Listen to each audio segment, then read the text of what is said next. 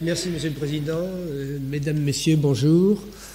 Donc, effectivement, d'abord, je remercie l'Académie et le Comité national d'histoire et de philosophie des sciences pour avoir invité le comité Lavoisier à faire cette présentation. Je vais essayer de tenir le temps de parole. Donc, je commence tout de suite en lisant un texte de Claude Fréjac, qui est le début de sa contribution au colloque du bicentenaire de la mort de Lavoisier, qu'il a intitulé « Modernité de Lavoisier ». Fréjac a écrit ça quelques jours avant de mourir d'ailleurs, et il était lui-même un héritier de Lavoisier, puisqu'il était à la fois ingénieur des poudres et membre de l'Académie des sciences.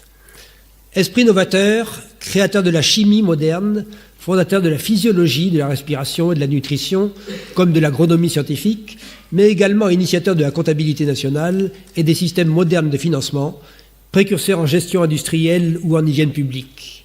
Esprit universel, aussi à l'aise en économie qu'en géologie, en fiscalité qu'en météorologie, en organisation administrative qu'en métrologie, esprit ouvert aux idées de son siècle, du bonheur pour tous, but supposé des institutions sociales, à l'idéal de l'instruction publique généralisée. Je crois que Fréjac avait fait le tour de la question et nous pourrions nous arrêter là en voyant tout de suite les multiples facettes de Lavoisier qui apparaissent ici en rouge.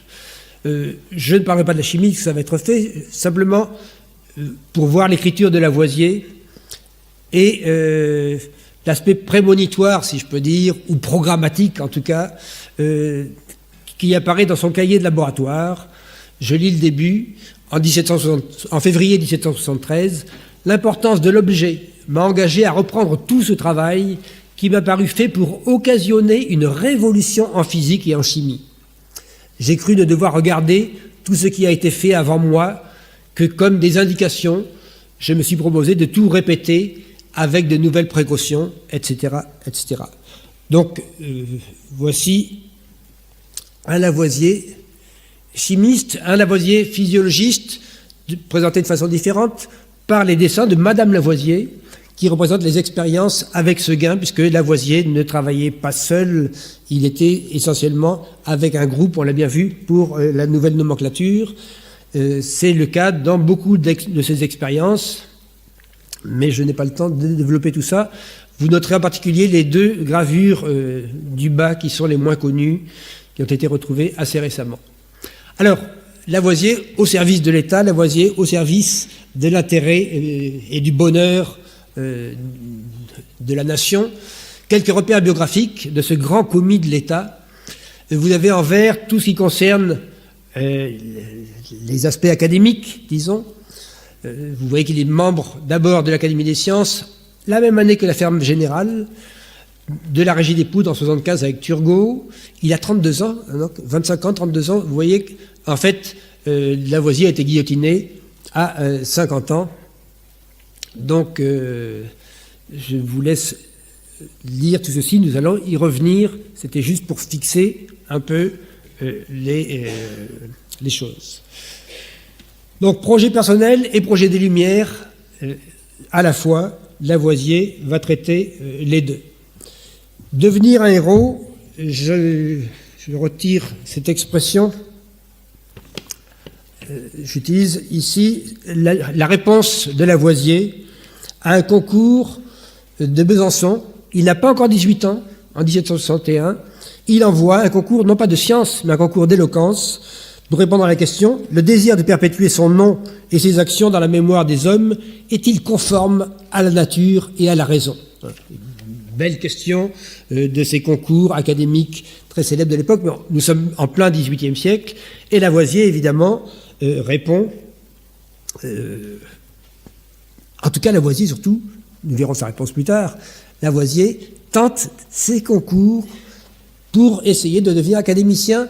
Il y croit tellement que, regardez, il achète en 1767 un livre à Strasbourg, le fameux livre d'Agricola De Re Metallica. Et qu'écrit-il de sa propre main?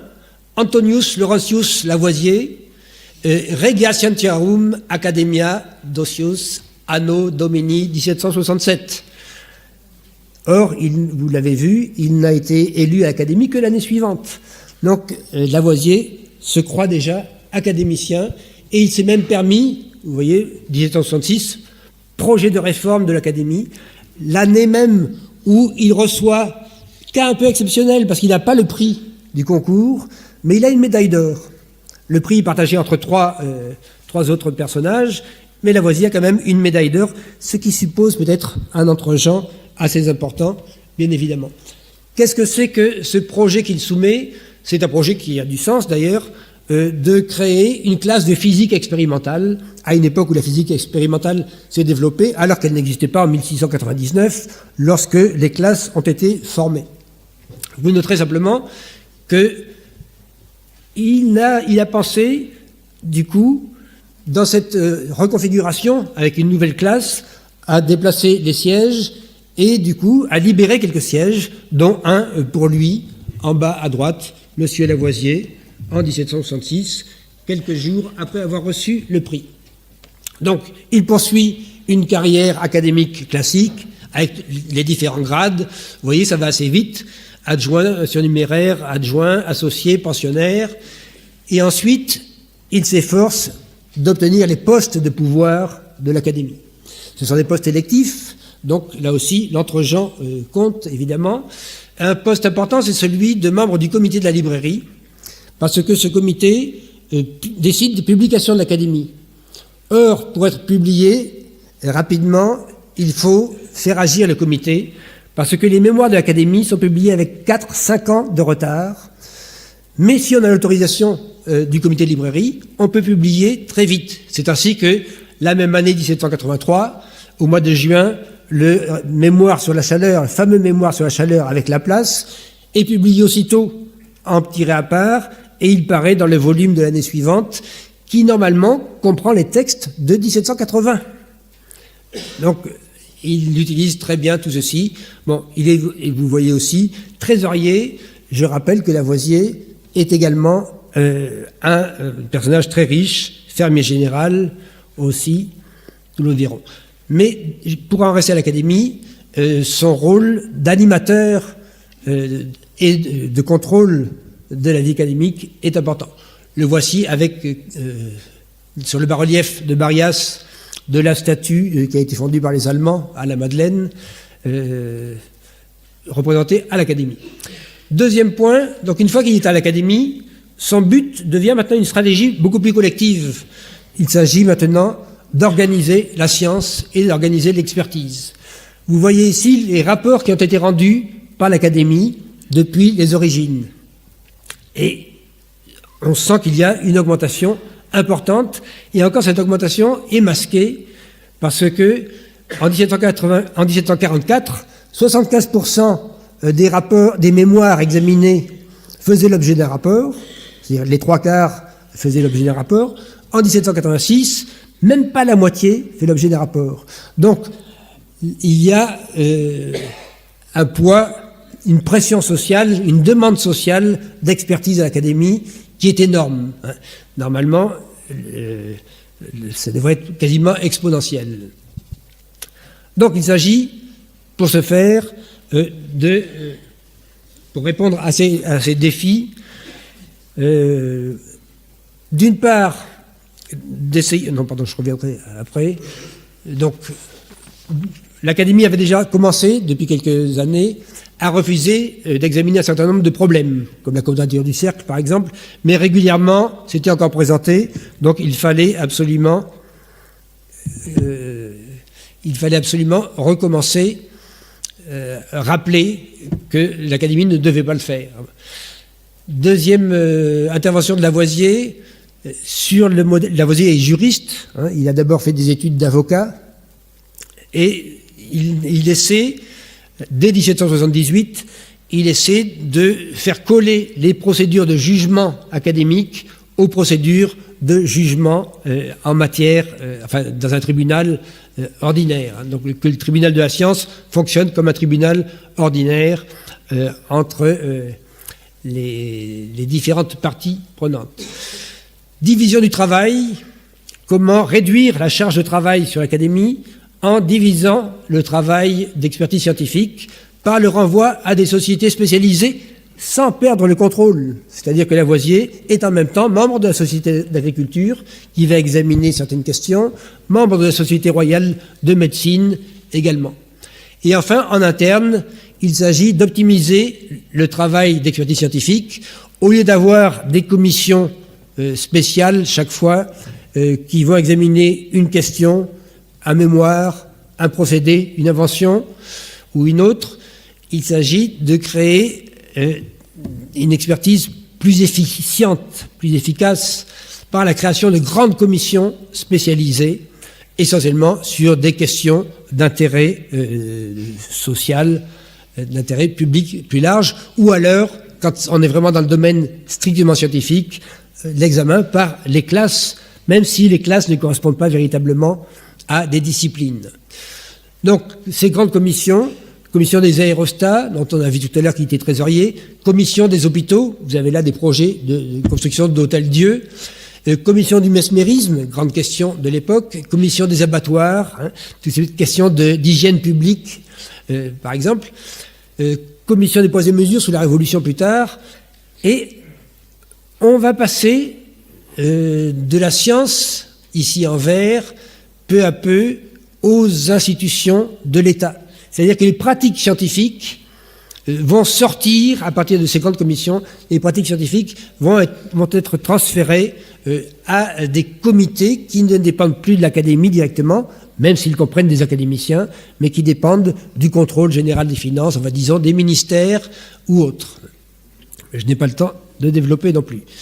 Organiser la science, enfin, c'est la réforme de 1785, lorsque Lavoisier est directeur, élu, il parvient à faire cette réforme, qui n'est pas celle de 1766, mais qui permet là aussi, d'une part, un ajustement disciplinaire, faire coller la structure de l'Académie à une réalité, enfin faire mieux coller la structure de l'Académie à la réalité de la science en marche, en créant une section de physique générale, une section d'histoire naturelle et minéralogie, section de botanique qui devient botanique et agriculture, de chimie et métallurgie, etc. Bon, bien sûr, la section d'anatomie qui existait, continue d'exister.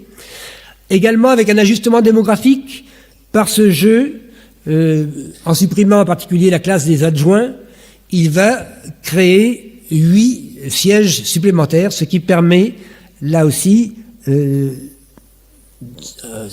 peu un rôle de soupape pour la pression externe, puisque le développement des sciences est tel au XVIIIe siècle que non seulement les demandes d'expertise sont plus grandes, mais des savants en mal de reconnaissance ont envie d'entrer à l'Académie.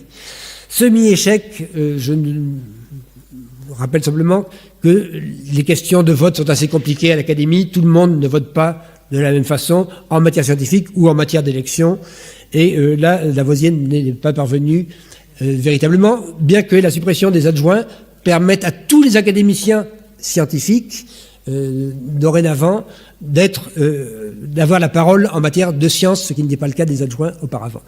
Enfin, très brièvement, et je m'arrêterai là, réformer la science. Je prends le cas de la Régie des poudres. Lavoisier, en 1775, est nommé par Turgot, ministre réformateur s'il en est à l'époque, tout au moins qui essaie de réformer. Il est nommé à la tête de la Régie des poudres qui remplace une vieille ferme générale des poudres, selon le modèle de la ferme générale, donc un système fiscal. Et là, dorénavant, nous avons une régie, et le but de Lavoisier est de donner une gestion scientifique à cette régie, d'une part, et surtout de résoudre par la science les questions qui se posent, particulièrement pour la production de salpêtre, parce que le salpêtre devait être importé et coûtait très cher. Lavoisier va articuler très bien ce travail de la Régie des poudres et son travail scientifique. Il va travailler sur les mêmes questions, sur l'acide nitreux et sur le salpêtre en tant que matière première pour la Régie des poudres. Donc il n'est pas seul, là aussi. à l'Académie, il est avec une commission qui s'occupe du prix, qui crée à la Maison du Salpêtre, qui est un établissement de l'Académie, créé spécialement, qui pratique de la recherche expérimentale en la matière. Et en même temps, il y a aussi une recherche expérimentale qui est faite dans les établissements de la régie, un véritable empire industriel, toute proportion gardée évidemment, pour l'époque, avec un grand nombre de raffineries, poudreries et entrepôts qui couvrent la France, que vous voyez ici, et qui gèrent un monopole de l'État.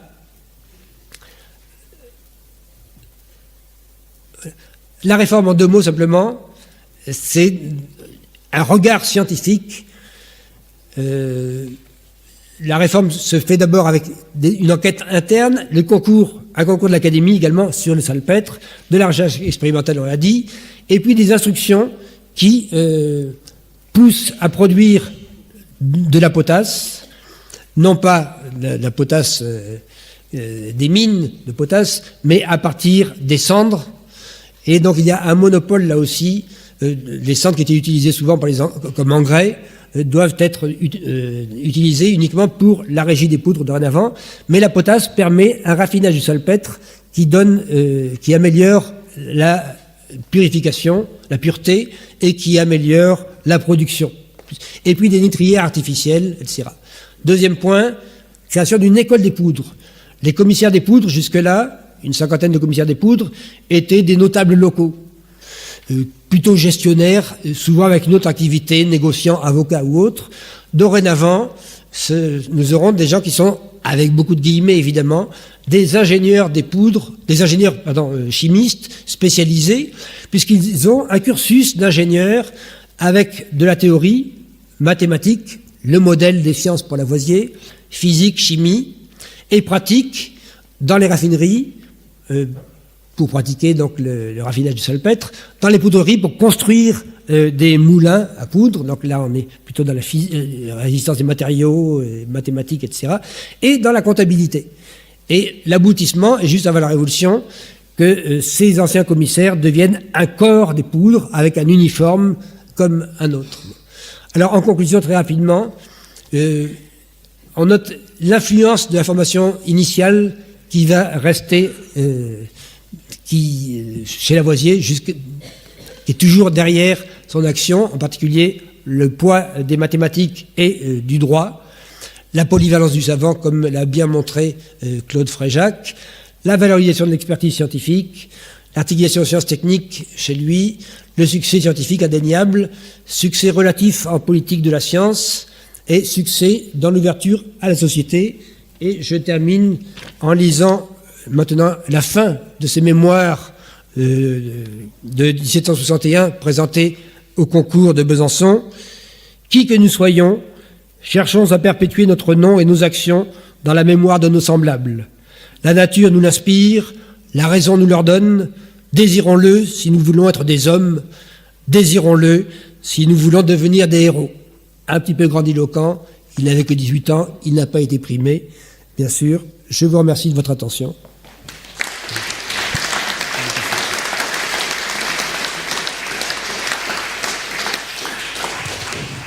Un grand merci pour cette présentation sur Lavoisier et puis sa contribution au fonctionnement d'un État moderne. Y a-t-il des questions? Une ou deux questions? Non? Oui? Oui, monsieur. Oui.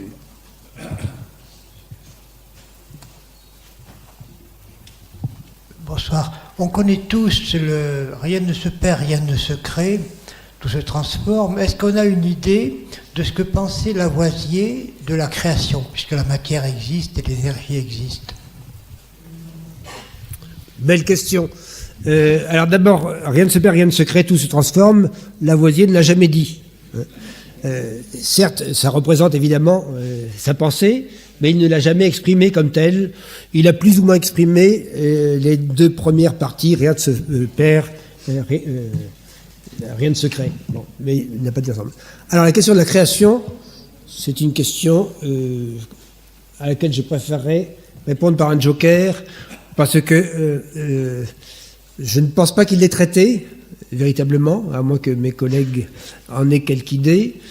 Je ne pense pas que c'était pour lui une question qui l'intéressait et qui le préoccupait particulièrement. Oh, pardon. Il y a une autre question. Oui. Oui, par ici. Oui. Non mais... Pardon. Je vais allez-y, madame, et puis après, on sera... Merci, Patrice. Tu as évoqué le jugement scientifique. Nous savons tous qu'aujourd'hui, quand nous publions un article, il y a un jugement par les autres scientifiques. Tu as signalé le fait que Lavoisier avait eu une formation de droit et qu'il avait souhaité calquer le jugement scientifique sur le jugement dans les tribunaux. Est-ce que tu pourrais nous expliquer un peu mieux la transformation du jugement par les pairs qu'il a opéré? Alors, à dire vrai, ça a été un demi-échec, comme je l'ai marqué à la fin. Son but était que les choses soient très claires entre les conclusions d'un rapport par les commissaires et le prononcé de l'Académie, c'est-à-dire le jugement de l'Académie. La pratique un peu bizarre voulait qu'à l'époque, lorsque l'Académie encore n'était pas d'accord avec les commissaires, qu'elle avait elle-même choisis, elle demandait aux commissaires de modifier leurs conclusions. Ce qui est arrivé à Lavoisier, une fois, avec Jussieu, ils ont été amenés à devoir modifier leurs conclusions. Alors tout ceci n'apparaît pas dans les procès-verbaux. Les procès-verbaux sont l'image officielle de la production de l'Académie. Ils sont, à cette époque-là, ils sont rédigés 20 ans après, sous la Révolution. On est en train de recopier, de rédiger les procès-verbaux de 1772-73. Donc, il faut pour cela aller voir les plumitifs tenus par les secrétaires perpétuels et même lire entre les lignes quelquefois. Et tout ceci apparaît très clairement. Alors, le jugement donc, par les pairs, enfin, le jugement d'abord, pardon, qu'il soit pour un savant étranger, comme on disait, c'est-à-dire un membre extérieur de l'Académie ou qu'il soit d'un académicien, était le même. La procédure était la même à l'époque. Bon. Le jugement tel que ça se fait maintenant, évidemment, c'est-à-dire par les lecteurs, c'est tout à fait autre chose, enfin par les pairs extérieurs. À l'époque, il y a des jugements, mais qu'on pourrait retrouver uniquement par les correspondances. Il n'y a pas de jugement formel. Le seul jugement formel, c'est la voix de l'Académie, c'est la vérité, une véridiction académique. Notre confrère Poirier, s'il vous plaît. Dans sa réforme de l'Académie, il propose 4 sections, mais je ne vois pas où se trouvent les mathématiciens et les astronomes qui étaient pourtant nombreux. Oui, alors, ce que j'ai présenté tout à l'heure, c'était uniquement les modifications qu'il avait entraînées. Donc, botanique et chimie existaient déjà. Bon, on ajoute agriculture à la botanique, ce qui montre que même si une partie de l'agriculture est destinée à être examinée à la société d'agriculture, l'Académie ne veut pas lâcher le morceau, si je peux dire familièrement. L'Académie veut conserver tout de même un contrôle. Même chose pour la médecine, d'ailleurs. Il y a la Société royale de médecine, mais la classe d'anatomie existe toujours. Et bien sûr, les classes mathématiques existent absolument. N'ont pas eu de changement à cette époque-là. Enfin, si ce n'est la création de la section de physique générale qui relève des classes mathématiques. Une très courte et dernière question. Très court, oui. C'est à propos ce que nous avons entendu dire, pas ici, mais bien avant, c'est que une des actions de Lavoisier, ça a été d'utiliser la balance, et en particulier, il s'est aperçu que les métaux étaient plus légers que les terres alcalines dont elles venaient, et donc il en a conclu que loin d'absorber quelque chose qu'on appelait le phlogistique, il perdait quelque chose qu'est l'oxygène. Je dois signaler, je l'ai lu ça dans une deuxième édition de l'encyclopédie, il y avait Guiton de Morveau avait fait une addition à l'article sur la chimie. Il avait dit si les métaux sont plus légers que les terres alcalines dont elles proviennent, cela prouve que le phlogistique est plus léger que l'air. C'était ça le raisonnement. Oui. Bon, je ne parlerai pas de chimie ici, parce que Daniel Fauque va en parler bientôt. Je dirais simplement que, effectivement, Guiton de Morveau, en 1772, dans ses digressions académiques, qui sont son premier texte de chimie, véritablement, a cette proposition. Mais pour autant, à l'époque, c'était peut-être moins biscornu que ça pourrait nous paraître de nos jours. Merci. En tout cas, nous allons maintenant passer à la partie chimique. Merci.